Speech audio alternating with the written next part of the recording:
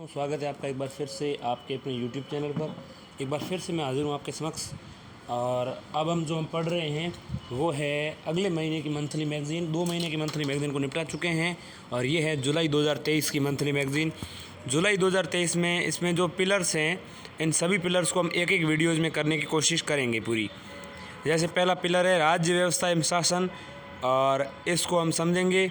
उसके पश्चात अगला जो पिलर है उसको समझने की कोशिश करेंगे और इस तरह पढ़ते हुए हम आगे बढ़ेंगे। तो पहला टॉपिक जो है, पहला पिलर जो है राज व्यवस्था एवं शासन, इसको आज के एक ही वीडियो में निपटाने की कोशिश करेंगे और पूरी कोशिश करेंगे। इसी तरह से जो सभी पिलर्स हैं 7, 8, 9 जो भी हैं, उन सभी पिलर्स को एक एक वीडियोज़ में करके निपटाएंगे। और पिछली मंथली मैगज़ीन्स में भी हमने यही किया है। तो उन मैगज़ीन्स को देखने के लिए हमारे चैनल पर जाएं और प्लेलिस्ट बनी हुई है, उस पर जाकर के आप ज़रूर देखिएगा।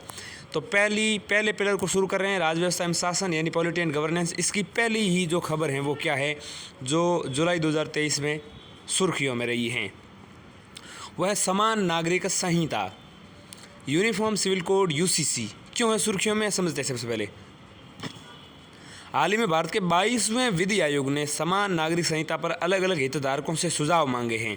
कौन से विधि आयोग ने? 22वें ने। ठीक है, अब जानते हैं UCC क्या है, समान नागरिकता संहिता क्या है। ध्यान दीजिएगा, UCC पूरे देश में सभी नागरिकों के लिए एक समान कानून लागू करने का प्रावधान करती हैं। ये समान कानून सभी धार्मिक समुदायों के विवाह, तलाक, विरासत, गोद लेने, उत्तराधिकार जैसे मामलों में एक समान रूप से लागू होगा। वर्तमान में भारत के व्यक्तिगत कानून पर्सनल लॉ के काफ़ी जटिल एवं अलग अलग हैं।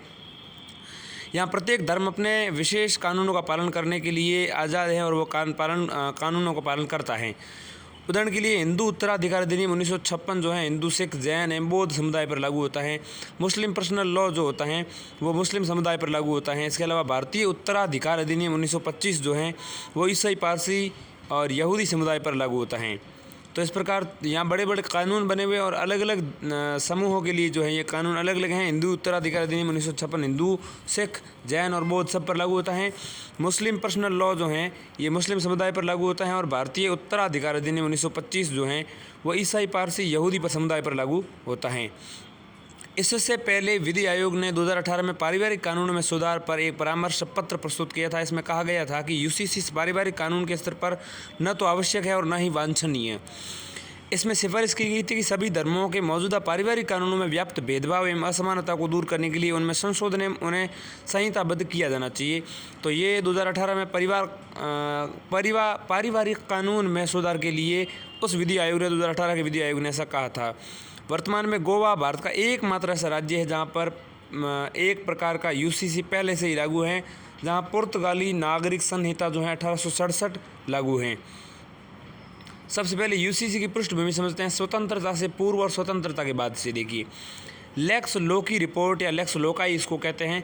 1840 ने अपराधों, सबूतों, अनुबंधों से संबंधित भारतीय कानून को संहिताबद्ध करने के महत्व पर जोर दिया। हालांकि इसमें यह सुझाव दिया गया था कि हिंदुओं और मुस्लिमों के व्यक्तिगत कानूनों को इस प्रकार की संहिताकरण से बाहर रखा जाना चाहिए। BN राव समिति 1941 में जो गठित हुई, उसने हिंदू कानूनों के संहिताकरण के लिए संहिताबद्ध का हिंदू कानून का सुझाव दिया था। इसमें महिलाओं को समान अधिकार देने की बात भी कही गई थी। ये तो थी स्वतंत्रता की पूर्व की बात। स्वतंत्रता के बाद की बात करें तो विशेष विवाह अधिनियम 1954 भारत के नागरिकों और विदेशों में रहने वाले सभी भारतीय नागरिकों के लिए किसी भी धर्म या आस्था को मानने वाले हो व्यक्ति से विवाह का जो प्रावधान किया गया था वो एक प्रकार का था। ठीक है, 4 प्रमुख हिंदू कानून यहाँ पर हैं। देखिएगा, अलग अलग मतलब भारत के नागरिकों और विदेशों में रहने वाले सभी भारतीयों के लिए, किसी भी धर्म आस्था में रखने वाला हो, सभी व्यक्तियों के लिए, सभी आस्थाओं को मानने वाले व्यक्ति से विवाह करने का प्रावधान इसमें किया गया है। 4 प्रमुख हिंदू कानून यहाँ पर हैं। तो एक तो है हिंदू विवाह अधिनियम, जिसको हम हिंदू मैरिज एक्ट कहते हैं 1955। इसके अलावा हिंदू सक्सेशन एक्ट जो है उत्तराधिकार अधिनियम 1956। इसके अलावा माइनॉरिटी और गार्जियनशिप अधिनियम 1956। इसके अलावा हिंदू दत्तक तथा भरण पोषण अधिनियम 1956। अब देखिए, UCC के बारे में मैंने कुछ चीज़ें बताई। UCC से संबंधित महत्वपूर्ण न्यायिक निर्णय देखें तो अहमद खान बनाम शाह बानो बेगम और अन्य वाद 1985। संसद को एक समान नागरिक संहिता की रूपरेखा तैयार करनी चाहिए, ऐसा इसमें कहा गया। इसके अलावा सरला मुदगल बनाम भारत संघ वाद 1995। 1985 के बाद 95, तो इसमें जो है संसद द्वारा एक समान नागरिक संहिता बनाने की आवश्यकता को दोहराया गया। इसके अलावा शायरा बानो बनाम भारत संघवाद 2017, सुप्रीम कोर्ट ने माना कि तलाक ए बिद्दत, लगातार 3 बार तलाक कहना या लिखना की प्रथा जो है असंवैधानिक हैं। यूसीसी के पक्ष में तर्क देखें तो बहुत सारे तर्कों के माध्यम से समझ सकते हैं, जैसे इससे संबंधित प्रावधान भारत के लिए संविधान में दिए गए हैं। इसके अलावा पंथ निरपेक्षता को बढ़ावा मिलेगा, इसके अलावा राष्ट्रीय एकता और एकीकरण को बढ़ावा मिलेगा, इससे लैंगिक न्याय को बढ़ावा मिलेगा, इसके अलावा कानूनों का सरलीकरण संभव हो पाएगा, इसलिए आधुनिक समय के साथ तालमेल स्थापित होना संभव हो पाएगा। तो ये तो तर्क इसके पक्ष के हैं, इनको हम विस्तार से समझते हैं। देखिए यूसीसी के पक्ष के तर्क में है पहला, इससे संबंधित प्रावधान जो है भारत के संविधान में पहले से दिए गए हैं। राज्य की नीति के निर्देशक तत्वों डीपीएसपी के तहत जो है अनुच्छेद 44 में यूसीसी का प्रावधान किया गया है। ठीक है, उसमें लिखा गया है यूसीसी के बारे में। पंथ निरपेक्षता को बढ़ावा मिलता है। यूसीसी के पक्ष में तर्क ये है कि यूसीसी के लागू होने से पंथ निरपेक्ष राष्ट्र के सिद्धांतों को बनाया जा सकेगा। यहाँ पंथ निरपेक्ष राष्ट्र से तात्पर्य ऐसे एक राष्ट्र से है जहाँ धार्मिक मान्यताएं नागरिक मामलों पर लागू नहीं होती हैं। राष्ट्रीय एकता और एकीकरण को बढ़ावा मिलता है। यूसीसी के पक्ष में ये तर्क भी है कि निम्नलिखित तरीके से राष्ट्रीय एकता को बढ़ावा मिलेगा, जैसे धार्मिक और सामुदायिक विभाजनों को समाप्त किया जा सकेगा, सामाजिक और जो है देखिए समान नागरिकता को बढ़ावा दिया जा सकेगा। इसके अलावा अधिक एकीकृत कानून प्रणाली निर्मित करके ये सब किया जा सकेगा। इसके अलावा यूसीसी के पक्ष में तर्क ये है कि लैंगिक न्याय को बढ़ावा मिलेगा। यूसीसी के लागू होने से कुछ धार्मिक व्यक्तिगत पर्सनल कानूनों में व्याप्त लैंगिक रूप से भेदभाव प्रथाओं का समापन किया जा सकेगा। इसके अलावा इससे लैंगिक समानता और महिलाओं के अधिकारों का बढ़ावा मिलेगा। इसके अलावा संयुक्त राष्ट्र मानवाधिकार समिति यानी यूनाइटेड नेशन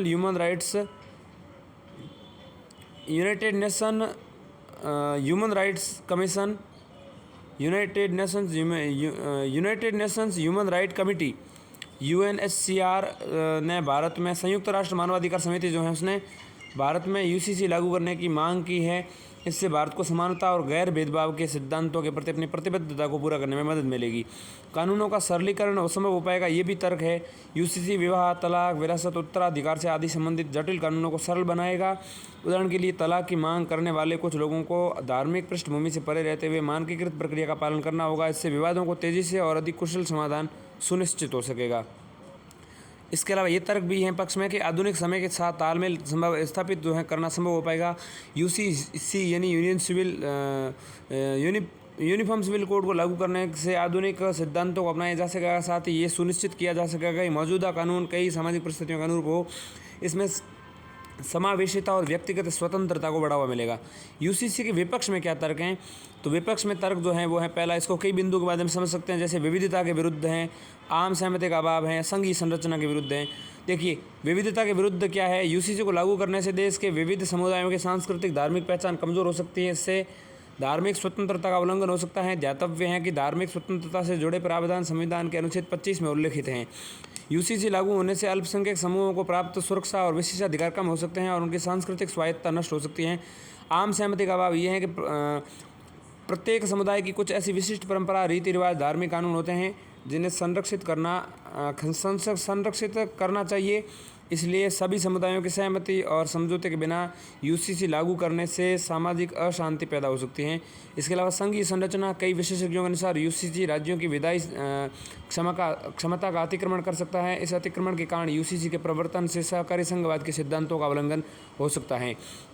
यह तर्क दिया जाता है कि राज्य अपनी जनता की ज़रूरतों के अनुरूप व्यक्तिगत कानूनों का आकलन करके कानून बनाने के लिए बेहतर स्थिति में हैं। ऐसा इसलिए है क्योंकि राज्य ज़मीनी स्तर पर वास्तविकताओं से निकटता से जुड़े हैं। ऐसे में आगे की राह क्या हो सकती है, तो आम सहमति होनी चाहिए। यूसीसी के संदर्भ में सरकार को धार्मिक नेताओं, सामुदायिक प्रतिनिधियों सहित हितधारकों के साथ तर्कपूर्ण वार्ता करनी चाहिए। इसके अलावा मजबूत राजनीतिक इच्छा शक्ति होनी चाहिए। सरकार को ये सुनिश्चित करना चाहिए कि यूसीसी को, यूनिफॉर्म सिविल कोड को राजनीतिक लाभ के एक साधन के रूप में लागू नहीं किया जाए। साथ ही ये भी सुनिश्चित करना चाहिए कि इसका कार्यान्वयन गैर पक्षपातपूर्ण और समावेशी तरीके से किया जाए। इसके अलावा जागरूकता ये अत्यावश्यक है कि आम जनता यूसीसी के प्रवर्तन हेतु दिए गए तर्कों और उससे मिलने वाले लाभों को समझे। इसके लिए ज़रूरी है कि सरकार, नागरिक समाज, मीडिया से मिलकर इस दिशा में प्रयास करें। भेदभाव को समाप्त किया जाना चाहिए। इसके अलावा ये आवश्यक है कि यूसीसी को लागू करने से पहले मौजूदा व्यक्तिगत कानूनों की गहन समीक्षा की जानी चाहिए। इससे यूसीसी की न्याय, समानता और गैर भेदभाव के सिद्धांतों के साथ अनुरूपता जो है सुनिश्चित हो सकेगी। इसके अलावा चरणबद्ध दृष्टिकोण अपनाना चाहिए। यूसीसी के लक्ष्य को आदर्श रूप में अलग अलग चरणों में पूरा किया जाना चाहिए, जैसे कि विवाह के आयु से संबंधित हालिया संशोधन। इससे धार्मिक व्यवहार के भीतर आंतरिक सुधार और बदलाव का मार्ग भी प्रशस्त हो सकता है। कुछ भारतीय कानून पहले से अधिकांश सिविल मामलों में एक समान संहिता का पालन करते हैं। इन कानूनों में भारतीय संविदा अधिनियम, सिविल प्रक्रिया संहिता, भारतीय सिविल प्रक्रिया संहिता, इसके अलावा भागीदारी अधिनियम, साक्ष्य अधिनियम, ये सब शामिल हैं। इसके अलावा हालिया संशोधन जो हैं ऐसे किए जाने चाहिए। इसके अलावा सभी व्यक्तिगत कानूनों का संहिताकरण किया जाना चाहिए, यानी कि कानूनों को संहिताबद्ध करके कुछ सार्वभौमिक सिद्धांत स्थापित किए जा सकते हैं। इससे एक अनम्य यूसीसी को कठोरतापूर्वक लागू करने के बजाय निष्पक्षता से बढ़ावा मिलेगा। इसके विपरीत अनम्य यूसीसी का प्रवर्तन लोगों के कानूनी सहायता लेने के मार्ग को बाधित करेगा। ऐसा करने से विवाह और तलाक के मामलों को न्यायोत्तर तरीकों से सुलझाया जा सकता है। दूसरा है न्यायालय से लंबित मामले, जुडिशियल पेंडेंसी। ये जो टॉपिक हैं वो सुर्खियों में हैं। देखिए सुर्खियों में क्यों, हाल ही में विधि और न्याय मंत्रालय ने राज्य सभा को सूचित किया है कि देश की अलग अलग अदालतों में 5.02 करोड़ से अधिक मामले लंबित हैं। मामले लंबित होने के कारण देखिए वर्तमान में जनसंख्या के अनुपात में न्यायाधीशों की संख्या जो है बहुत ही कम है। साथ ही न्यायाधिकारी या न्यायिक अधिकारी और न्यायाधीशों के पद जो हैं वो रिक्त पदों को भरने में भी देरी होती है। अदालती प्रक्रिया का बार बार स्थगित होना। वर्तमान में भारत में स्थापित प्रक्रिया के अनुसार किसी मामले की सुनवाई को अधिकतम जो है 3 बार ही स्थगित किया जा सकता है। दुर्भाग्यवश 50% या ज़्यादा मामलों में इस नियम का पालन नहीं किया गया है। इसके कारण अदालत में लंबित मामलों की संख्या बढ़ जाती है। बुनियादी ढांचे की कमी, भारत के न्यायालयों में बुनियादी ढांचे में से संबंधित कई कमियां विद्यमान है। उदाहरण के लिए न्यायालयों के परिसर के विकास हेतु पर्याप्त वित्तीय सहायता न मिलना, पर्याप्त इंटरनेट कनेक्शन का अभाव, कर्मचारियों की उदासीन कार्यशैली, नए न्यायाधीशों के बैठने के लिए न्यायिक कक्ष जो हैं, कोर्ट रूम है, उनकी कमी आदि हैं।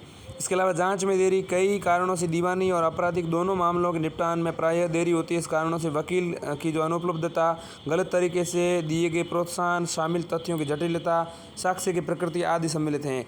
इससे न्यायिक लंबितता बढ़ती है और न्याय मिलने में देरी होती है। अन्य मुद्दे, इस संदर्भ में अन्य मुद्दे भी विद्यमान हैं जिनके कारण न्याय मिलने में देरी होती है। उदाहरण के लिए न्यायालय की अवमानना के लिए दंडित करने की शक्ति का दुरुपयोग, अनुचित अदालती व्यवहार आदि शामिल हैं। ऐसे में आगे ग्राहक क्या हो सकते हैं उससे पहले हम समझ लेते हैं कुछ शब्दावली, जैसे जुडिशियल पेंडेंसी, न्यायालय में लंबित मामले। काश्य भारतीय न्यायिक प्रणाली का उस बाधित स्थिति से है जहां एक और मुकदमों की संख्या तेजी से बढ़ रही है तो दूसरी ओर न्यायिक निर्णय या विवादों के निपटान की गति बहुत धीमी है, जिसके चलते निचले स्तर से लेकर के उच्चतर स्तर तक जो है उच्चतर न्यायालयों में करोड़ों मामले लंबित हैं। डेटा बैंक देखें तो सर्वोच्च न्यायालय, उच्च न्यायालयों और जिला अधीनस्थ न्यायालयों में लंबित मामलों की संख्या जो है, देखिए सर्वोच्च न्यायालय में जो है वहाँ पर 69.76 हज़ार यानी 69,760 मामले लंबित हैं। ठीक, उच्च न्यायालयों हाईकोर्ट्स में जो है 60 मामले लंबित है। इसके अतिरिक्त 60,600 मामले, इसके अलावा नहीं हाई कोर्ट्स जो है वहाँ पर 60 लाख और 6,000 मामले लंबित है। इसके अलावा जिला और अधीनस्थ न्यायालय जो है वहाँ पर 4.4 करोड़ मामले लंबित हैं। भारत में 10 लाख लोगों पर 21 न्यायाधीश हैं, जबकि विधि आयोग ने 10 लाख लोगों पर 50 न्यायाधीशों की सिफारिश की है। ठीक है, तो न्यायाधीशों की पर्याप्त संख्या है ही नहीं। तो न्यायपालिका के बजटीय आवंटन जो है जीडीपी का 0.08 या 0.09% है, बेहद कम है। ऐसे में आगे ग्राहक क्या हो सकती हैं, तो न्यायाधीशों की नियुक्ति करनी चाहिए। कॉलेजियम को न्यायाधीशों के चयन में पर्याप्त रक्षोपाय, पारदर्शिता को अपनाना चाहिए। इससे उच्चतर न्यायालयों में अधिक क्षमतावान और सत्यनिष्ठा न्यायाधीशों की नियुक्ति की जा सकती है। न्यायपालिका में उच्च मानक को बनाए रखने के लिए अखिल भारतीय न्यायिक सेवा को परीक्षा को अपनाया जा सकता है। संविधान के अनुच्छेद 224A और 128 का प्रयोग करके तदर्थ न्यायाधीशों की नियुक्ति की जा सकती हैं। तो 224A के अंतर्गत तदर्थ न्यायाधीश आते हैं। इसके अलावा दीवानी मामलों में वैकल्पिक विवाद समाधान यानी ADR, ठीक है, ऑल्टरनेटिव विवाद को हम कहते हैं डिस्प्यूट समाधान रिजोल्यूशन। तो ऑल्टरनेटिव डिस्प्यूट रिजोल्यूशन तंत्रों को बढ़ाया जाना चाहिए, ये बढ़ाए जा सकते हैं। इससे अदालतों पर कार्य बोझ को कम करने और लीगल प्रैक्टिस को सुविधाजनक बनाने में मदद मिल सकती है। अलग अलग ADR यानी कि अल्टरनेटिव डिस्प्यूट रिजोल्यूशन शामिल हैं। लोक अदालत, विवाचन यानी कि आर्बिट्रेशन, इसके अलावा मध्यस्थता यानी कि मेडिएशन, इसके अलावा सुलह यानी कि कॉन्सिलिएशन। इसके अलावा आगे की राह के रूप में बुनियादी ढांचे को मजबूत करना चाहिए। सरकार द्वारा न्यायालय के बुनियादी ढांचे के विकास एवं उन्नयन, न्यायिक कर्मचारियों के प्रशिक्षण आदि के लिए पर्याप्त धन उपलब्ध कराया जाना चाहिए। इसके अलावा समय सीमा निर्धारित करनी चाहिए, यानी कि किसी मामले में सुनवाई और उस पर निर्णय देने के लिए एक समय सीमा निर्धारित की जानी चाहिए। इससे फास्ट ट्रैक अदालतें स्थापित करने में विकल्प पर विचार किया जा सकता है। साथ ही मामलों की कुछ श्रेणियों के लिए विशेष रूप से अधीनस्थ न्यायालयों में निपटान हेतु समय सीमा या अंतिम तिथि निर्धारित की जानी चाहिए। इसके अलावा दांडिक न्याय या प्रक्रियात्मक कानूनों में परिवर्तन करना चाहिए, यानी उल्लंघनों के अपराधीकरण को कम किया जाना चाहिए। कम गंभीर प्रकृति वाले अपराधों की कंपाउंडिंग संयोजन की दिशा में आगे बढ़ाना चाहिए। अपराधों की कंपाउंडिंग से आशय मुकदमेबाजी प्रक्रिया से बचने के लिए अभियुक्त द्वारा पीड़ित को कुछ मुआवजा देकर मामले का निपटान करने से करना चाहिए। इसके अलावा मान्यता प्राप्त प्रयोगशालाओं की सहायता से प्राप्त फोरेंसिक और हथियार, पिस्तौल आदि साक्ष्य परीक्षण में सुधार करना चाहिए। शिकायत निवारण देखें तो सरकारी विभाग को एक मजबूत आंतरिक शिकायत निवारण तंत्र स्थापित करना चाहिए। साथ ही कर्मचारियों एवं विभागों के बीच विवादों को सुलझाने के लिए प्राधिकृत अधिकारियों को सशक्त बनाया जाना चाहिए। इसके अलावा कानून का पालन करने वाले समाज निर्माण नागरिकों द्वारा कानून का पालन सुनिश्चित करने के लिए प्रोत्साहन और दंड आधारित मॉडल का उपयोग किया जा सकता है। यातायात नियमों के उल्लंघनों, सार्वजनिक स्थानों पर गंदगी फैलाने जैसे सिविल नियमों के उल्लंघनों, पहली बार किए गए कम गंभीर अपराधों आदि को रोकने के लिए निषेधात्मक दंड आरोपित किए जाने चाहिए। न्यायालय में लंबित मामलों को कम करने के लिए की गई पहले प्रक्रिया ज्ञापन देखिए, मेमोरेंडम ऑफ प्रोसीजर MOP 2016। इसके तहत सुप्रीम कोर्ट और हाई कोर्ट में न्यायाधीशों की नियुक्ति के लिए नियमों और प्रक्रियाओं को सूचीबद्ध किया गया है। वर्तमान समय में इनमें निम्नलिखित उद्देश्यों के लिए सुधार करने की आवश्यकता पर चर्चा की जारी है। यहाँ पर तो कौन कौन सी, एक तो न्यायिक नियुक्तियों में पारदर्शिता, इसके अलावा हाई कोर्ट के न्यायाधीशों के रिकॉर्ड्स को बनाए रखने के लिए सुप्रीम कोर्ट में एक स्थायी सचिवालय की स्थापना करना। इसके अलावा प्रोजेक्ट सहयोग जो हैं वो भी न्यायालय में लंबित मामलों को कम करने के लिए पहल के रूप में किया गया है। इससे लंबित मामलों को कम करने के लिए शुरू किया गया। इसके अलावा कानूनी सूचना प्रबंधन और ब्रीफिंग सिस्टम, इसको कहते हैं legal information management and briefing system, यानी कि लिम्ब LIMBS। तो ये वेब आधारित एक एप्लीकेशन है। इसे केंद्र सरकार से जुड़े मामलों की अधिक प्रभावी और पारदर्शी रूप से निगरानी करने के लिए आरंभ किया गया है। मध्यस्थता की बात करें तो मीडिएशन विधेयक 2023 ये पक्षकारों के लिए मुकदमे से पूर्व मध्यस्थता का प्रावधान करता है। ई न्यायालय यानी ई कोर्ट्स प्रौद्योगिकी का उपयोग करके न्याय तक पहुंच में सुधार के लिए ई न्यायालयों की स्थापना की गई है। राष्ट्रीय मुकदमा नीति, नेशनल लिटिगेशन पॉलिसी, NLP क्या है? NLP राष्ट्रीय मुकदमा नीति यानी नेशनल लिटिगेशन पॉलिसी में संशोधन करने पर विचार किया जा रहा है। इसका उद्देश्य मुकदमेबाजी को रोकना, नियंत्रित करना और कम करने के लिए दिशा में निर्देश को आगे बढ़ाना है। इसके अलावा विवादों के समाधान और प्रशासनिक तंत्र जो हैं उन पर भी बात करेंगे हम, यानी कि administrative mechanism for resolution of disputes यानी AMRD। उत्तर मंत्रालयी विभागीय विवादों को सुलझाने के लिए AMRD का निर्माण किया गया है। फास्ट ट्रैक कोर्ट यानी FTC ये त्वरित न्याय प्रदान करने के उद्देश्य से गठित समर्पित अदालतें हैं। प्रवर्तन निदेशालय, अब हम बात करेंगे डायरेक्टरेट ऑफ एनफोर्समेंट यानी ED के बारे में। क्या है ED? हाल ही में सुप्रीम कोर्ट ने प्रवर्तन निदेशालय के निदेशक के कार्यकाल के किए गए विस्तार, तीसरे सेवा विस्तार को जो है अवैध घोषित कर दिया है। सुप्रीम कोर्ट ने प्रवर्तन निदेशालय के जो निदेशक हैं उन निदेशक की बात यहाँ पर हम कर रहे हैं। निदेशक यानी कि डायरेक्टर ऑफ एनफोर्समेंट यानी प्रवर्तन निदेशक जिसको हम कहते हैं ED डायरेक्टर कहते हैं, उसके जो कार्यकाल को बढ़ाया है उसको अवैध घोषित कर दिया है सुप्रीम कोर्ट ने। देखिए, इसमें सुप्रीम कोर्ट ने अपने फैसले में निम्नलिखित संशोधनों को भी बरकरार रखा है, जैसे केंद्रीय सतर्कता आयोग संशोधन 2021, दिल्ली विशेष पुलिस स्थापना संशोधन अधिनियम जो है 2021, इसके अलावा फंडामेंटल रूल्स 2021, इसके अलावा बहुत सारी चीज़ें यहाँ पर हैं। इन संशोधनों के अनुसार केंद्र सरकार केंद्रीय अन्वेषण ब्यूरो यानी कि central bureau of investigation and enforcement directorate यानी ED के प्रवर्तन निदेशालयों के निदेशकों के कार्यकाल को अधिकतम 3 वार्षिक विस्तार दे सकती हैं। सरल शब्दों में इसके 2 वर्ष के अनिवार्य कार्यकाल के बाद लगातार 3 साल तक सेवा विस्तार किया जा सकता है। सुप्रीम कोर्ट ने यह निर्णय दिया कि ED के वर्तमान निदेशक का सेवा विस्तार गैरकानूनी है, इसलिए ऐसा इसलिए क्योंकि ये विस्तार जो है सुप्रीम कोर्ट के 2021 के फैसले का उल्लंघन करता है। वर्ष 2021 के फैसले में सुप्रीम कोर्ट ने ईडी यानी कि एनफोर्समेंट डायरेक्टरेट यानी कि प्रवर्तन निदेशालय के निदेशक के कार्यकाल में किए जाने वाले अतिरिक्त विस्तार पर रोक लगा दी थी।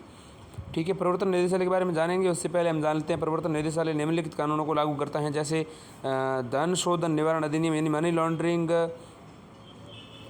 लॉन्ड्रिंग क्या कहते हैं निवारण को, मनी लॉन्ड्रिंग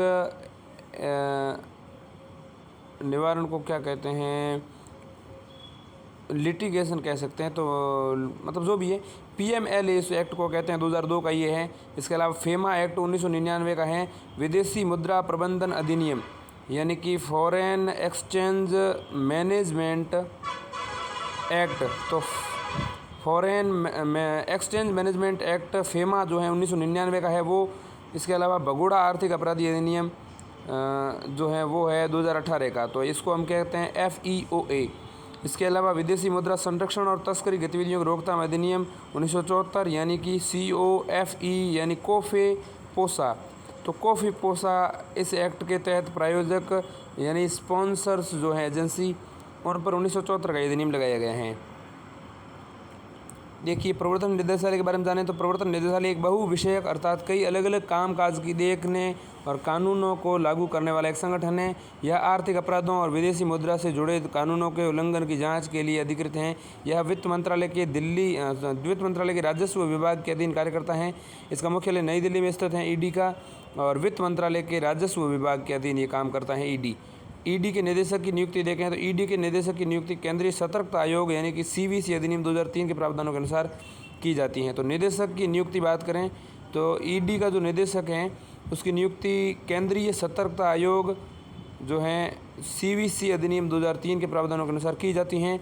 ईडी के निदेशक का कार्यकाल 2 वर्ष से कम अवधि का नहीं होना चाहिए। साथ ही इससे कहीं और स्थानांतरण के लिए CVC की अध्यक्षता वाली नियुक्ति समिति से मंजूरी मिलनी चाहिए। CVC संशोधन अधिनियम 2021 के तहत ईडी के निदेशक के 2 वर्ष के अनिवार्य कार्यकाल के बाद उसमें अधिकतम 3 वार्षिक विस्तार दिए जा सकते हैं। इसके अलावा ईडी की शक्तियों की बात करें तो बहुत सारे बिंदुओं पर शक्तियों को समझेंगे हम, जैसे परिसंपत्ति जब्त करने की शक्ति, सम्मन जारी करने की शक्ति, इसके अलावा गिरफ्तारी की शक्ति, रिकॉर्ड के साक्ष्य की स्वीकार्यता की शक्ति, इसके अलावा जुर्माने, अर्थदंड और अर्थदंड की बकाया राशि की वसूली की शक्ति।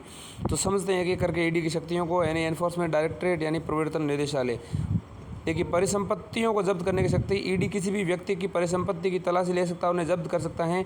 ईडी यह कार्रवाई उपलब्ध सूचना और संदेह के निम्नलिखित या लिखित कारणों के आधार पर करता है। ठीक है, दूसरा है सम्मन जारी करने का शक्ति जो है फेमा FEMA के तहत ED foreign exchange management act जो है फेमा, जो कि ये कब का है तो ये एक्ट है 1999 का। तो फेमा एक्ट जो है फेमा के तहत ईडी किसी भी ऐसे व्यक्ति संस्था के खिलाफ जांच करने का अधिकार रखती हैं जिस पर फेमा के प्रावधानों के तहत बनाए गए नियमों विनियमों के उल्लंघन का आरोप हो। इसके अतिरिक्त ईडी का अन्वेषण, निरीक्षण, साक्ष्य जुटाने, सम्मन जारी करने, जांच करने, आदेश यानी कमीशंस जारी करने आदि से के संबंध में जो एक सिविल न्यायालय के समान यहाँ पर शक्ति उसके पास है। गिरफ्तार करने की शक्ति, ईडी धन शोधन निवारण अधिनियम यानी PMLA जो अधिनियम है, PMLA का अधिनियम को हम क्या कहते हैं, इस अधिनियम को हम कह सकते हैं prevention of money laundering act. तो prevention of money laundering act यानी PMLA एक्ट जो 2002 का है उस अधिनियम। इसके अलावा फेमा 1999 का एक्ट जो है, फेमा को हम क्या कह सकते हैं, फॉरेन एक्सचेंज मैनेजमेंट एक्ट। इसके उल्लंघन की जांच करने के लिए नोडल एजेंसी है ये, और ये इन मामलों में पुलिस द्वारा औपचारिक FIR दर्ज कराए बिना ही जांच एवं गिरफ्तारी कर सकता है। इसके अलावा रिकॉर्ड किए गए साक्ष्यों की स्वीकार्यता देखें तो रिकॉर्ड एडमिसिबिलिटी, वर्ष 2022 में सुप्रीम कोर्ट ने यह फैसला दिया था कि ईडी अधिकारियों द्वारा दर्ज किए गए बयानों को न्यायालय के साक्ष्य के रूप में स्वीकार किया जा सकता है। चूँकि ईडी अधिकारी पुलिस अधिकारी नहीं है, इसलिए उन्हें आत्म दोषारोपण के आरोप पर चुनौती नहीं दी जा सकती। इसके अलावा जुर्माने, अर्थदंड की बकाया राशि यानी कि पेनल्टीज और इसके अलावा एरियर्स की वसूली कर सकता है। प्रवर्तन निदेशालय FEMA foreign exchange management act के तहत 1999 के तहत संबंधित व्यक्ति से जुर्माने इसके अतिरिक्त अर्थदंड की बकाया राशि वसूलने के लिए आवश्यक कदम उठा सकता है। ईडी से संबंधित मुद्दे देखें तो इसको कई संबंधित मुद्दे हैं, जैसे आरोपी के दोष सिद्धि होने की निम्न दर, पारदर्शिता की कमी, इसके अलावा विश्वसनीयता में गिरावट, कार्यबल की कमी जो है, इससे संबंधित मुद्दे प्रमुख मुद्दे हैं। आरोपी के दोष सिद्धि होने की निम्न दर वर्ष 2014 से 2022 तक ईडी द्वारा की गई गिरफ्तारी और जांच में आरोपी के दोष सिद्धि करार देने की जो दर है 0.5% से भी कम है। यानी उसके द्वारा गिरफ्तार किए गए सभी लोगों में केवल जो है 0.5% है, उससे भी कम लोग जो हैं दोष सिद्ध मतलब उन पर आरोप जो है वो सिद्ध हो पाया और वो अपराधी घोषित हुए। पारदर्शिता की कमी है। ईडी द्वारा जांच के नियमों के मामले में चयन की प्रक्रिया में स्पष्टता, पारदर्शिता का अभाव है। इससे इस अवधारणा को बल मिलता है कि सत्तारूढ़ दल द्वारा ईडी यानी एनफोर्समेंट डायरेक्टरेट यानी ईडी का इस्तेमाल राजनीतिक लाभ के लिए किया जा रहा है। इसके अलावा ईडी से संबंधित मुद्दों में है विश्वसनीयता में गिरावट, भ्रष्टाचार, निष्पक्षता की कमी, राजनीतिक वर्ग के साथ घनिष्ठ साठगांठ के आरोपों के कारण ईडी, सीबीआई और गंभीर धोखाधड़ी के जांच कार्यालय यानी कि एसएफआईओ जैसी जांच एजेंसियों की छवि में गिरावट आई है। एसएफआईओ यानी कि सीरियस फ्रॉड इन्वेस्टिगेशन ऑफिस। कार्यबल की कमी है तो बढ़ती जटिलताओं, आर्थिक अपराधों से निपटने के लिए ईडी को अधिक संसाधनों, बुनियादी ढांचे और कार्यबल की आवश्यकता है। ऐसे में आगे की राह क्या हो सकती है कि क्षमता बढ़ा सकते हैं। वर्तमान समय में ईडी के कार्यबल में वृद्धि करके उनके आधुनिक तकनीक से संबंधित उचित प्रशिक्षण देने की आवश्यकता है। इससे अधिक मूल्य वाले धन शोधन यानी मनी लॉन्ड्रिंग और साइबर अपराध और क्रिप्टो करेंसी से संबंधित मामलों में हो रही वृद्धि की समस्या का प्रभावी समाधान किया जा सकेगा। विनियमन देखें तो ईडी द्वारा पीएमएलए के तहत प्रयोग किए जाने वाला विवेकाधिकार विधि के शासन द्वारा निर्देशित होना चाहिए। साथ ही विवेकाधिकार का यह प्रयोग पारदर्शी, गैर स्वेच्छाचारी, राजनीति से प्रेरित होने के बजाय मामले के तथ्यों पर आधारित होने चाहिए। लंबित मामलों को कम करना, अधिनिर्णय प्रक्रिया में तेजी लाने के लिए फास्ट ट्रैक कोर्ट्स और विशेष पीठों यानी बेंचेज की स्थापना जैसे उपाय किए जाने चाहिए। इसके अलावा निरीक्षण समिति होनी चाहिए। वस्तुतः मानदंडों के आधार पर मामलों के चयन की प्रक्रिया किसी निगरानी उसे व्यवस्थित करने के लिए एक समिति का गठन किया जाना चाहिए। इसके माध्यम से ईडी के कामकाज में पारदर्शिता को भी बढ़ावा दिया जा सकता है। इसके अलावा जागरूकता और सुरक्षा जो है ये भी एक संबंधित मुद्दा है। ईडी की भूमिका के बारे में लोगों को जागरूकता पैदा की जानी चाहिए। साथ ही इसकी छवि के सुधार किया जाना चाहिए और विसल बोलर को आगे आने की प्रोत्साहित किया जाना चाहिए। अगली सुर्खी है बहुराज्य सहकारी सोसाइटी संशोधन विधेयक 2022। अगली सुर्खी बहुराज्य सहकारी सोसाइटी संशोधन विधेयक 2022 यानी multi state cooperative societies amendment bill 2023। सुर्खियों में क्यों? हाल ही में संसद के दोनों सदनों ने बहुराज्य सोसाइटी संशोधन विधेयक 2022 को पारित किया है। ये विधेयक बहुराज्य सहकारी सोसाइटी अधिनियम 2002 में संशोधन के लिए पेश किया गया है। तो बहुराज्य सहकारी सोसाइटी अधिनियम 2002 का है, उसमें संशोधन की बात यहाँ की जा रही हैं। ये 2022 का संशोधन है, यानी कि एग्जैक्ट 20 साल बाद संशोधन किया जा रहा है। बहुराज्य सहकारी सोसाइटी अधिनियम 2002 के बारे में जानें तो इसका उद्देश्य क्या है, अधिनियम के मुख्य प्रावधान क्या है और अन्य घटनाक्रम जो हैं इससे जुड़े हुए क्या क्या है समझते हैं। बहु सहकारी सोसाइटी अधिनियम यानी कि multi state cooperative societies amendment bill मतलब बिल जो 2002 का है उसके बारे में जान रहे हैं। तो इसका उद्देश्य उन सहकारी समितियों से संबंधित कानूनों को समेकित और संशोधित करना जिनके उद्देश्य एक ही राज्य तक ही सीमित नहीं है, जो एक से अधिक राज्यों में सदस्यों के हितों की पूर्ति करती हैं। तो ये है बहुराज्य सहकारी सोसाइटी अधिनियम के मुख्य प्रावधान देखें तो ये इसमें बताया गया है किन समितियों पर लागू होगा, इसके अलावा पंजीकरण कैसे होगा, इसके अलावा आंतरिक गवर्नेंस इसके बारे में और पुनर्गठन के बारे में भी अधिनियम के मुख्य प्रावधान जान लेते हैं। यह अधिनियम जो इसको हम बहुराज्य सहकारी सोसाइटी अधिनियम यानी multi state cooperative society bill 2002 जो हैं ये किन समितियों पर लागू होगा? ये अधिनियम उन सभी सहकारी समितियों पर लागू होगा जिनका उद्देश्य एक राज्य तक ही सीमित नहीं है। इस पंजीकरण देखें तो इस अधिनियम के तहत सभी MSCS यानी बहुराज्यीय सहकारी समितियाँ यानी कि multi state cooperative societies MSCS, तो MSCS को केंद्र सरकार द्वारा नियुक्त केंद्रीय रजिस्ट्रार के माध्यम से पंजीकृत किया जा सकता है। किया जाएगा। इसके अलावा आंतरिक गवर्नेंस की बात करें तो प्रत्येक बहु राज्य सहकारी समिति को अपने गवर्नेंस के लिए इस अधिनियम के प्रावधानों के अनुरूप उप नियम बना सकती हैं। पुनर्गठन की बात करें तो किसी बैंक के समामेलन और पुनर्गठन की योजना केंद्रीय रजिस्ट्रार द्वारा की जाएगी। यह कार्य केंद्र सरकार के निर्देशों पर बैंकिंग विनियमन अधिनियम 1949 के अनुसार किया जा सकता है। इसके लिए आरबीआई की पूर्व मंजूरी जो है आवश्यक होती हैं। बैंकिंग विनियमन अधिनियम 1949 भारत संघ और राजेंद्र शाह और अन्य वाद जो है 2021 में सुप्रीम कोर्ट ने स्पष्ट किया था कि भारत के संविधान का भाग जो 9B हैं उसको केवल बहु राज्य सहकारी समितियों यानी MSCS यानी कि मल्टी स्टेट कोऑपरेटिव सोसाइटीज़ पर लागू होता है, जो है केवल बहु राज्य सहकारी समितियों पर लागू होता है।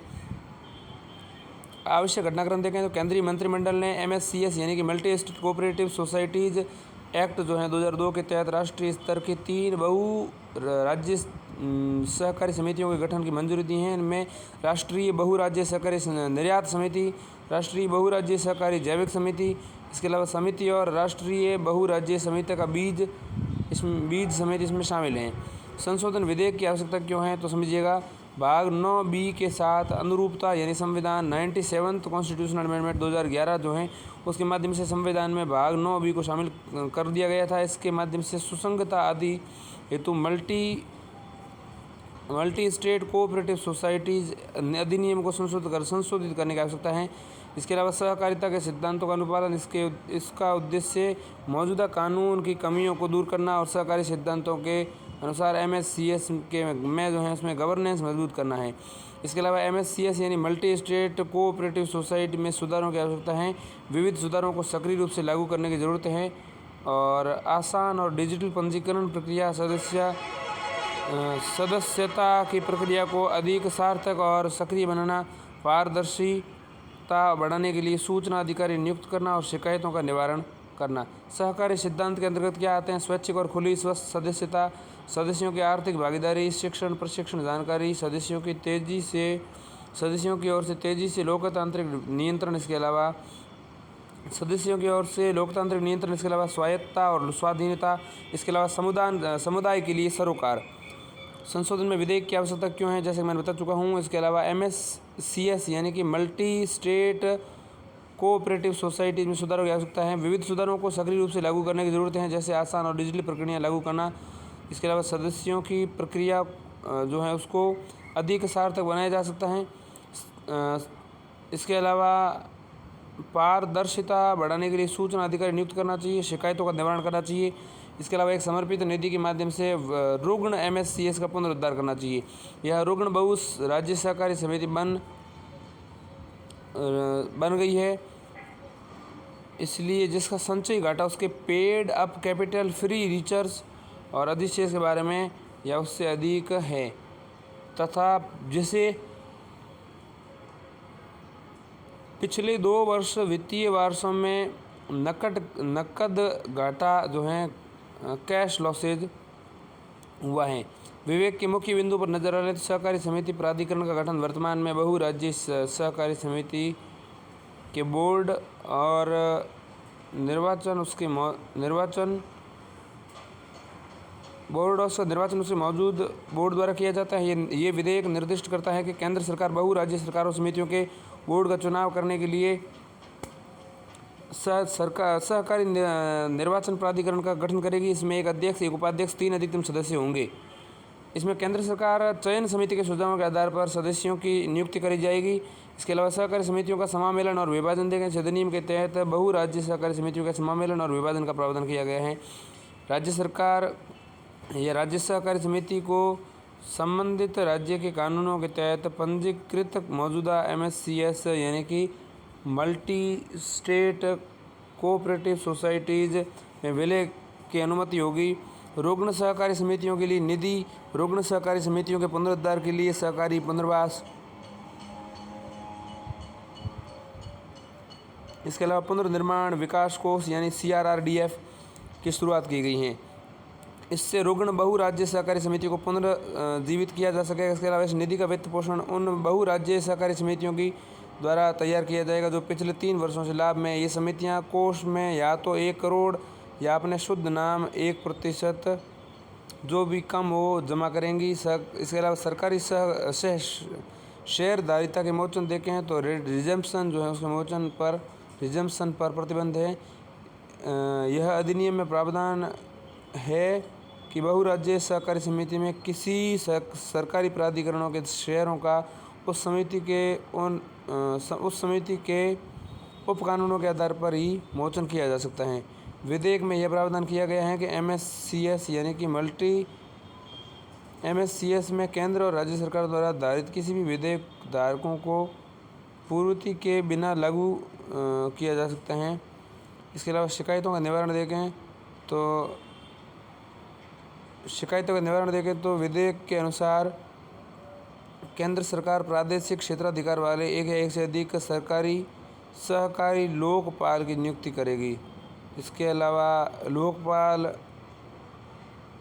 के निर्देशों के खिलाफ केंद्रीय रजिस्ट्रार के पास अपील की जो है वो अपील दायर की जा सकती है। इसके अलावा निदेशक मंडल की संरचना अधिनियम के तहत बहुराज्य सहकारी समितियों का बोर्ड जो है उसमें अधिकतम 21 निदेशक होते हैं।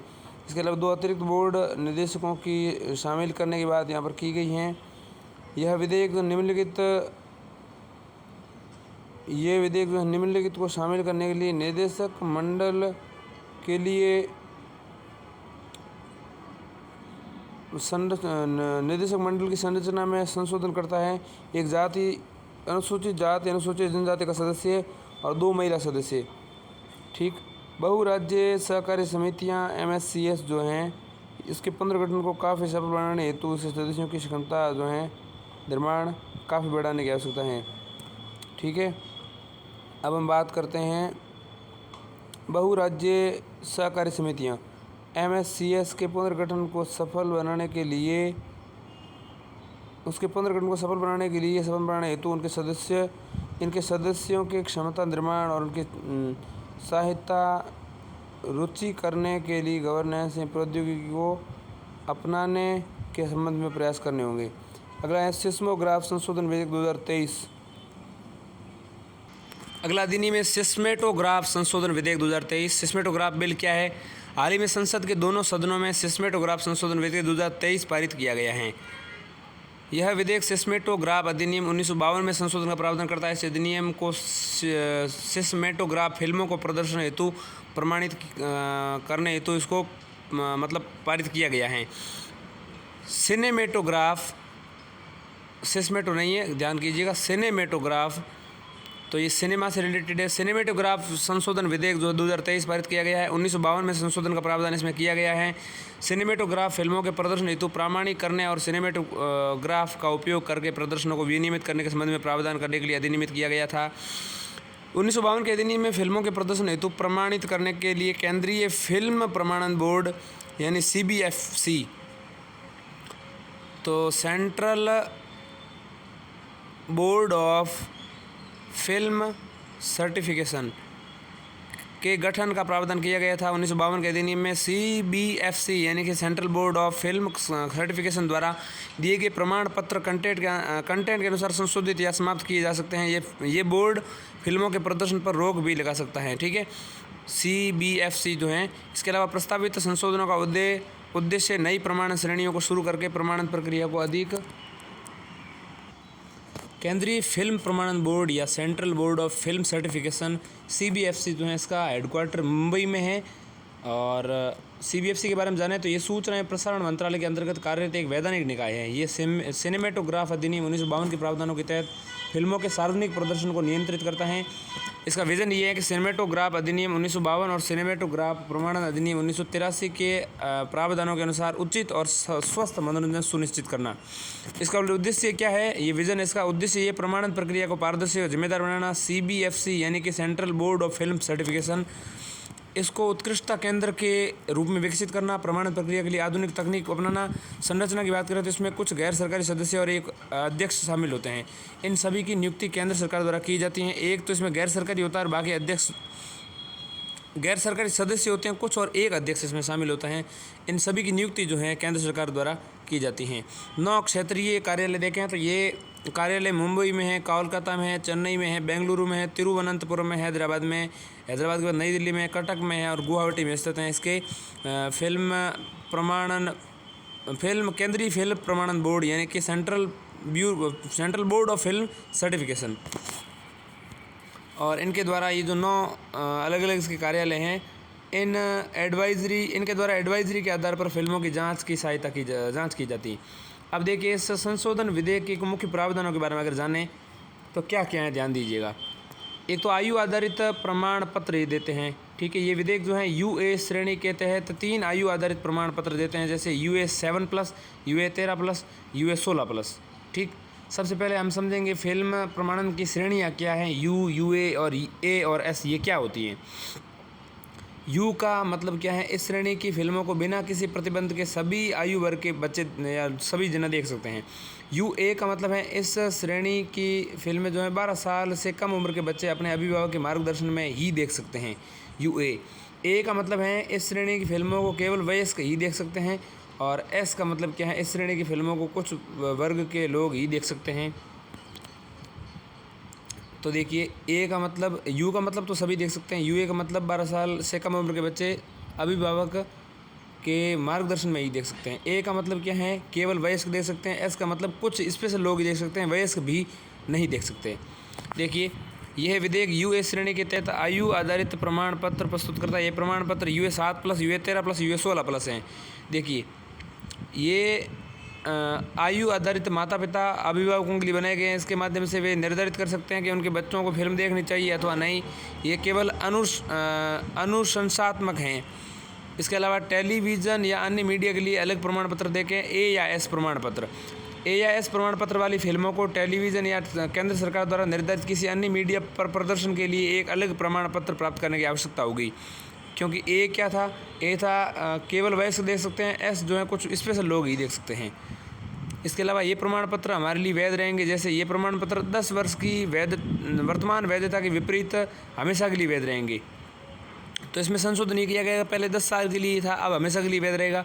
इसके अलावा केंद्र सरकार की पुनरीक्षण की शक्तियाँ जो हैं यहाँ पर हैं, जैसे ये विधेयक भारत संघ बनाम KM शंकरप्पा वाद 2000 में सुप्रीम कोर्ट द्वारा दिए गए निर्देश के अनुरूप जो है धारा 6(1) को निरस्त करता है। इसमें सुप्रीम कोर्ट द्वारा ये कहा गया था कि केंद्र CBFC यानी central board of film certification द्वारा पहले से प्रमाणित फिल्मों पर पुनरीक्षण शक्तियों का प्रयोग नहीं कर सकता।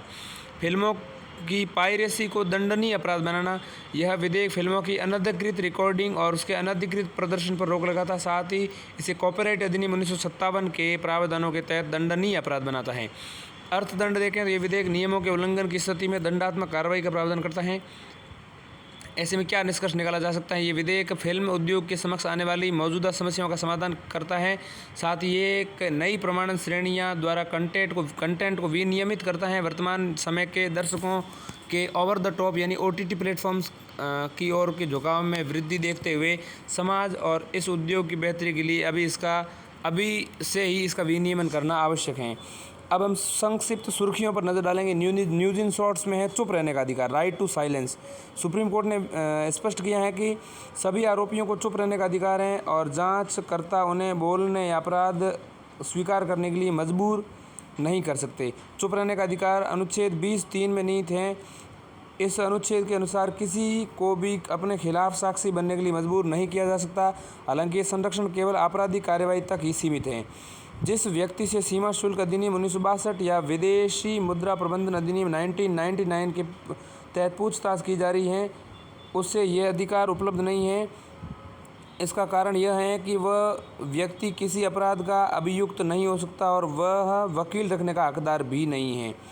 नंदिनी सतपथी बनाम PL दानी मामले में सुप्रीम कोर्ट ने कहा था कि किसी व्यक्ति को पुलिस स्टेशन की सीमा के भीतर किसी सवाल का जवाब देने के लिए मजबूर करना अनुच्छेद 20 के अंतर्गत जो क्लॉज 3 है उसका उल्लंघन माना जाएगा। अब देखिए, मतदाताओं को लुभाने हेतु मुफ्त उपहार या मुफ्त शराब जैसी गतिविधियों पर अंकुश लगाने के लिए मानक संचालन प्रणाली यानी कि standard operating procedure to check the use of freebies, इसके अलावा like for to lure voters. मतदाताओं को लुभाने हेतु मुफ्त उपहार यानी फ्रीबीज, मुक्त शराब जैसी गतिविधियों पर अंकुश लगाने के लिए केंद्रीय अप्रत्यक्ष कर और सीमा शुल्क बोर्ड यानी CBIC यानी कि central board of indirect taxes and customs ने मानक संचालन प्रक्रिया यानी कि स्टैंडर्ड ऑपरेटिंग प्रोसीजर जारी की हैं। इस एसओपी यानी मानक संचालन प्रक्रिया का उद्देश्य विधानसभा और आम चुनावों के दौरान संदिग्ध नकदी, अवैध शराब, नशीले पदार्थ, मुफ्त उपहार, तस्करी की वस्तुओं के इस्तेमाल को रोकना। इससे पहले चुनाव आयोग ने भी चिंता व्यक्त की थी कि तस्करी के समान प्रतिबंधित वस्तुओं और अन्य अवैध वस्तुओं का उपयोग मतदाताओं को लुभाने के लिए किया जा सकता है।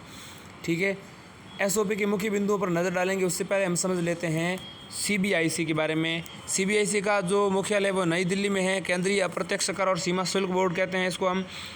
यह केंद्रीय उत्पाद शुल्क और केंद्रीय जीएसटी कमिश्नरेट, कस्टम हाउस और केंद्रीय राजस्व नियंत्रण प्रयोगशाला, सेंट्रल रेवेन्यू कंट्रोल लेबोरेटरी के लिए स्थापित एक प्रशासनिक प्राधिकरण है।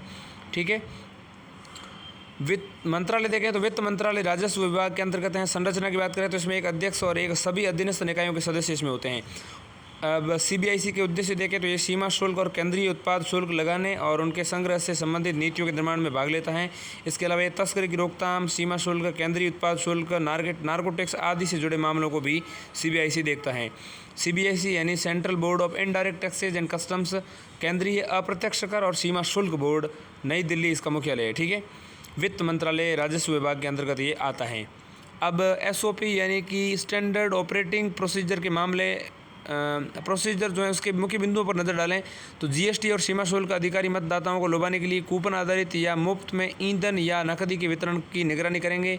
वाहनों की जांच करने और भंडार गृहों के सत्यापन के लिए फ्लाइंग स्क्वाड व स्टैटिक सर्विलांस टीम गठित की जाएगी। निर्वाचन क्षेत्र में उम्मीदवारों या राजनीतिक दल से संबंधित साड़ी, शर्ट, दल से संबंध झंडों आदि को ले जाने व वितरण पर नज़र रखना। यह कार्य जीएसटी टीम ई वे बिलों की जांच करके संपन्न करेंगी। ई वे बिल न होने पर इन सामानों को जब्त कर लिया जाएगा। अब अगला जो बिंदु है वो है कॉरपोरेट कार्य मंत्रालय, एमसीए को हम क्या कहते हैं? कॉरपोरेट कार्य मंत्रालय। और सूचना प्रौद्योगिकी मंत्रालय, ठीक, कॉरपोरेट कार्य मंत्रालय यानी कि मिनिस्ट्री ऑफ कॉरपोरेट एक्शंस, तो कॉरपोरेट एक्शन, ठीक है। तो मिनिस्ट्री ऑफ कॉरपोरेट एक्शन यानी कॉरपोरेट कार्य मंत्रालय एमसीए, सूचना प्रौद्योगिकी मंत्रालय यानी मिनिस्ट्री ऑफ इंफॉर्मेशन टेक्नोलॉजी की भूमिकाओं का सीमांकन। केंद्र सरकार ने डिजिटल बाजारों पर विनियमन के दोहराव की संभावना को दूर करने के लिए दोनों मंत्रालयों की भूमिका का सीमांकन किया है। यह अनुमान व्यक्त किया गया है कि भारत का डिजिटल बाजार 2025-26 तक $1 ट्रिलियन तक पहुंच सकता है। एमसीए यानी ministry of corporation action digital बाजार में सभी प्रतिस्पर्धात्मक मुद्दों का समाधान करने के लिए नोडल मंत्रालय होगा। मिनिस्ट्री ऑफ इंफॉर्मेशन टेक्नोलॉजी क्षेत्रक विशेष से जुड़े मामलों को देखेगा। इसके अलावा केंद्र सरकार द्वारा भारत में डिजिटल बाजार के विविध पहलुओं को विनियमित करने के लिए डिजिटल इंडिया अधिनियम, डिजिटल प्रतिस्पर्धा कानून सहित अन्य कई कानून लाने की दिशा में काम कर रही है सरकार। अगली सुर्खी जो है वो है डार्क पैटर्न क्या है? भारतीय विज्ञापन मानक परिषद ASCI ने डार्क पैटर्न से निपटने के लिए दिशा निर्देश जारी किए हैं। ASCI को हम क्या कह सकते हैं? Advertising standard council of India, भारतीय विज्ञापन मानक परिषद। तो एडवर्टाइजिंग स्टैंडर्ड यानी विज्ञापन मानक, काउंसिल परिषद ऑफ इंडिया यानी भारत की। तो advertising standard council of India ASCI ने डार्क पैटर्न से निपटने के लिए कुछ दिशा निर्देश जारी किए हैं। इन दिशा निर्देशों को 1 सितंबर 2023 से लागू किया जाएगा, 1 सितंबर से, ठीक है। डार्क पैटर्न एक प्रकार का भ्रामक यूज़र इंटरफेस होता है। यह इस प्रकार धोखाधड़ी, चालाकी, हेरफेर करता है जिससे उपयोगकर्ता हितों के लिए हानिकारक विकल्प चुनते हैं। उदाहरण के लिए उपयोगकर्ता द्वारा अधिक महंगा उत्पाद खरीदना, शुरुआत में जो राशि दर्शाई गई है उससे अधिक भुगतान करना। इसके अलावा उपभोक्ता संरक्षण अधिनियम 2019 के तहत भ्रामक विज्ञापनों को परिभाषित किया गया है। इन दिशा निर्देशों में ऑनलाइन विज्ञापन के 4 अलग अलग तकनीकों से निपटने के लिए उपाय किए गए हैं। वो कौन कौन सी हैं? एक तो ड्रीप प्राइसिंग, इसके अलावा फॉल्स अर्जेंसी, इसके अलावा विशिष्ट विज्ञापन, इसके अलावा बैट एंड स्विच। क्या है देखिए, इनमें 4 अलग-अलग तरीकों से निपटने के लिए उपाय किए गए हैं। तो एक तो ड्रीप प्राइसिंग क्या है? इसके तहत ग्राहकों को शुरू में उत्पाद के कुल मूल्य से कम मूल्य बताया जाता है। जब ग्राहक उत्पाद को खरीदता है तब उसे कुल मूल्य के बारे में पता चलता है। दिशा निर्देशों में सुझाव दिया गया कि किसी भी स्तर पर ग्राहक को बताए गए मूल्य में सभी गैर वैकल्पिक कर, शुल्क, फीस आदि शामिल होने चाहिए, जो सभी या ज़्यादातर खरीदारों पर लागू होते हैं। फॉल्स अर्जेंसी क्या है? ड्रीप अर्जेंसी समझ ली। फॉल्स अर्जेंसी ये है कि इसमें कंपनियां ये कहती हैं कि विशेष उत्पाद सेवा की मात्रा बहुत सीमित है, जबकि वास्तव में ऐसा होता नहीं है। विज्ञापनदाताओं द्वारा सीमित मात्रा वाले संदेश हवाई जहाज़ में सीटों की संख्या को डिस्प्ले करके समय स्टॉक की स्थिति बताना अनिवार्य है। इससे ऐसे संदेशों की भ्रामकता की जांच हो सकेगी। तो फॉल्स अर्जेंसी जो है कम सीटें बता करके करती हैं। विशिष्ट विज्ञापन देखें तो संपादकीय या ऑर्गेनिक कंटेंट के समान प्रारूप वाले विज्ञापन में स्पष्ट रूप से बताना होगा कि वह एक विज्ञापन है। उदाहरण के लिए ये इन्फ्लुएंसर्स पोस्ट, इसके अलावा पेड रिव्यू, इसके अलावा संपादकीय कंटेंट की तरह देखने के लिए रखे गए विज्ञापन हो सकते हैं। तो वे विशिष्ट विज्ञापन होते हैं। इसके अलावा बैट एंड स्विच क्या है? इसके तहत विज्ञापन में देखा गया सेवा के बजाय निम्न गुणवत्ता वाले किसी दूसरे उत्पाद या सेवा की आपूर्ति की जाती है। तो बैट एंड स्विच मतलब दिखाना कुछ और भेजना कुछ और। इसके अलावा भारतीय विज्ञापन मानक परिषद ASCI के बारे में जाने तो इसका गठन 1985 में विज्ञापन और मीडिया उद्योग के पेशेवरों द्वारा किया गया था। इसका उद्देश्य भारतीय विज्ञापन को शालीन, निष्पक्ष और ईमानदार बनाए रखना है। यह एक स्वैच्छिक विनियामकीय संगठन है। इसमें भारत में विपणन, रचनात्मक क्षेत्रकों और मीडिया और संबद्ध कंपनियों के सदस्य शामिल हैं। ASCI विज्ञापन के स्व विनियमन के माध्यम से भारतीय उपभोक्ताओं के हितों की रक्षा के प्रति प्रतिबद्ध हैं। विषय की समझ, अवधारणाओं के स्मरण के लिए आगे आप और पढ़ सकते हैं। तो इस प्रकार पहले टॉपिक को हमने समाप्त किया। धन्यवाद।